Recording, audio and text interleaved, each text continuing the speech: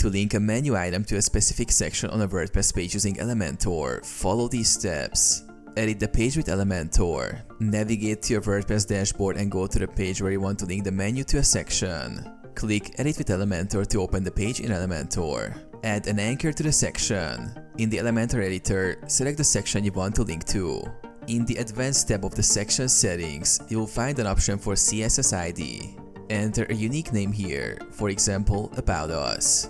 This will be the anchor link used to jump to this section. Create or edit the menu. Go to your WordPress dashboard and navigate to Appearance Menus. Create or edit an existing menu. Link menu item to section.